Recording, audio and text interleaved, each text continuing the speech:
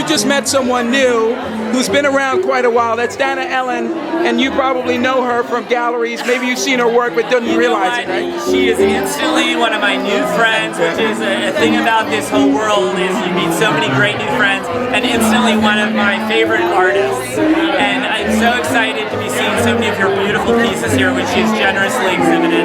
And I would love to know, what is your inspiration for the work that you do? My inspiration comes from a long time.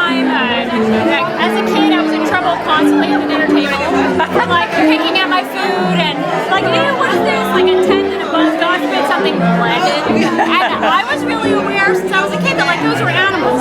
Yes. But growing up in the 70s and 80s, it wasn't like, oh, that must mean you're a vegetarian. So I didn't know what it meant until I was an adult.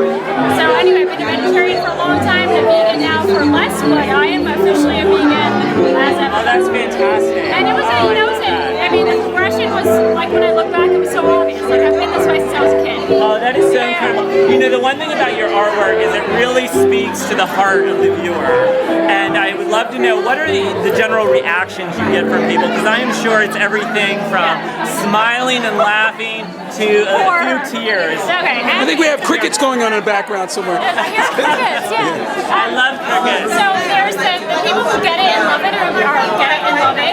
And then there's the people on the fence of vegetarianism. It's too much to do with, as with any video they might see online. They're like, I don't want to know. And then there's even the vegans who think I'm too abrupt. And they can't deal with the fact, like I have a painting I didn't hang here called Baby Back Ribs, and it's a baby sitting at a table and his back is pulled open to expose his ribs. And there's pictures of pigs on the wall, like it's a family of pigs who are eating a baby. And to me, like obviously, that's what I think when I hear Baby Back Ribs. But even vegans who don't eat pigs, or well, no one wants to see a baby when their back is open. But so yeah, I can be a little like a handful over the head, and I've learned to soften my message. I've learned to be more approachable. Like cute animals are appealing to But that's the beauty of art. You have to do what speaks to you. And then once you put it out there, it's out there for everyone's interpretation. You have to let it then take on its life. My art over the course of all my years of being an artist has been very much like I start with the anvil, and I get it out of my system, and then I'm like, all right, I got that out of my system. I pissed off enough people, and that's not my purpose. But like, and I've really learned, and being a part of the vegan community has really taught me, like, it's not about being scary and aggressive. It's about like, being approachable and friendly and having people want to learn the message. But the reaction of the viewer becomes a part of the art. It really does. In every way, it becomes a part of the art. I think John, here's somebody else that you might want to the other artist. Yes. The other artist. I have no idea who you're talking about. the host of the artist here. I'm seeing tomorrow. Good to see you. Thank you so much. A perfect time. And like I said with her, instant friends. Yeah. Instantly one of my favorite artists. Now I have to ask. One of your influences, I would think, is Basquiat. Yes. It has to be. Basquiat. Basquiat. And who's one of my favorite artists. So when I came in, I really responded to that. And I think it's so cool. So talk a little bit about how you took this inspiration of Basquiat, who is so well known, and merged it with your own interest and your own style. All right, so I started painting in 1994. 1994, Washington, D.C. and Adams, Morgan. Here in the neighborhoods or whatever. And I was just painting as a hobby, as a joke.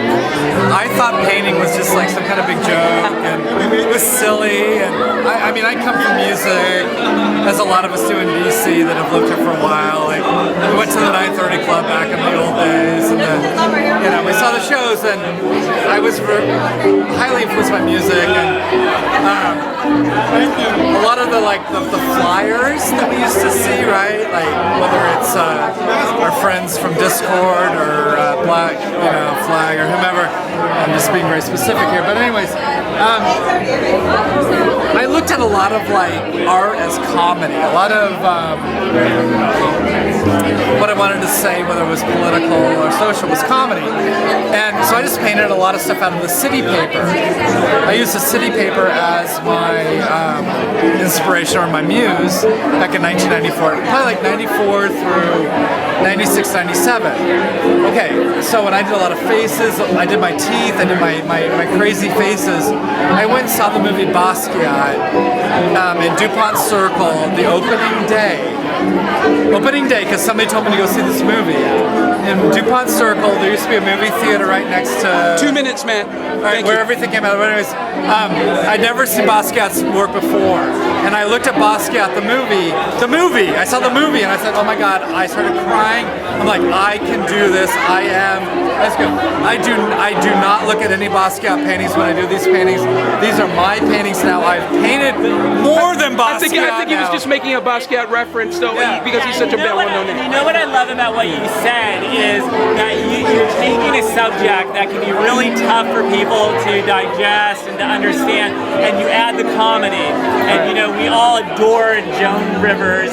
I know I did, and was so inspired by her as an artist on many levels. And one of the things she would say, you know, it's laughter in those most tragic of circumstances, most awful, that carry us through.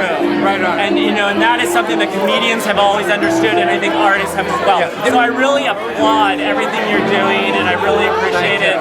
And I just thank you for being here. Well, thank you so much. And I'm looking forward to looking at work your art and seeing what comes from the future. Matt, tell us about some of the places that you're exhibiting other than this place that are regular that we can see. I just finished a solo show in Denver, Colorado. I finished about like 2 days ago. It was one of my best-selling shows ever. I had a solo show in France, Crusade, next to Geneva. My best show ever was in Crusade in March this year. I have a solo show in Australia in November. And I'm going to have a show with Dana Ellen here in Washington, D.C. Your wife, should I? Yeah, in November at Art 17, the Caldwell Banker Gallery. Yes, we know on that. 17th Street. 17th Street. Right. November 19th or 20th. I think it's the 19th or 20th. Called Made in Australia. We're going to take all of the paintings that we do while we're in Australia.